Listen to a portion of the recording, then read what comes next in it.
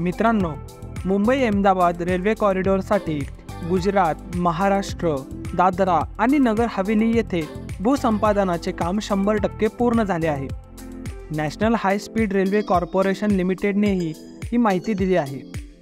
Mumbai Ahmedabad railway corridor हा bullet train प्रकल्प म्हणूनही ओळखला जातो. रेल्वे मंत्री अश्विनी वैष्णव यांनी एक्सवर भूसंपादनाबाबत माहिती देताना सांगितले की प्रकल्पासाठी आवश्यक असलेली 1389.49 हेक्टर जमीन संपादित करण्यात आलेली आहे.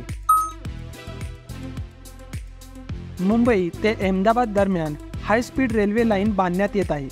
या प्रकल्पासाठीची सर्व कंत्राटे गुजरात आणि महाराष्ट्राला देण्यात आली आहेत. आत्तापर्यंत 120.4 किमी गर्डर्स टाकण्यात आले आहेत आणि 271 किमीचे खांब बसवण्यात आले आहेत. MHRC कॉरिडॉर ट्रक सिस्टीमसाठी जपानी शिंक्सेनमध्ये वापरलेले प्रलंबित कॉन्क्रीट ट्रॅक बेंड टाकण्याचे काम सुरत आणि आनंद येथेही सुरू झाले आहे.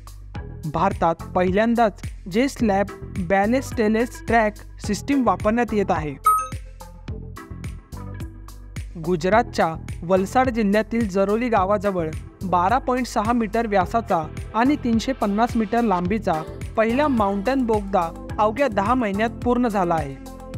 गुजरातमधील सुरत जिल्ह्यात राष्ट्रीय महामार्गावर 70 मीटर लांब आणि 673 मेट्रिक टन वजनाचा पहिला स्टील पूल बांधण्यात आला आहे.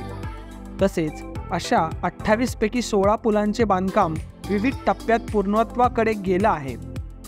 मुंबई अहमदाबाद रेल्वे कॉरिडॉरवरील 24 पैकी 6 नद्यांवर पुलांचे बांधकाम पूर्ण झाले असून त्यात पार, पूर्णा, मिंधोला, अंबिका, औरंगाबाद, वेंगानिया यांचा समावेश आहे.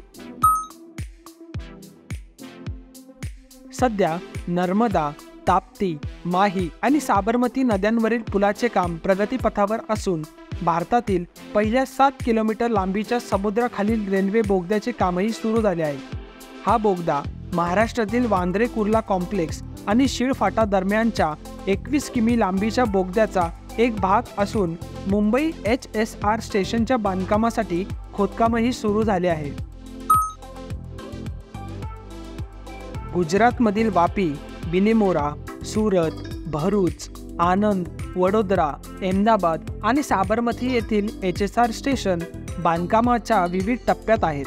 1.10 लाख कोटी रुपयांचा हा प्रकल्प 2022 पर्यंत पूर्ण होणे अपेक्षित होते.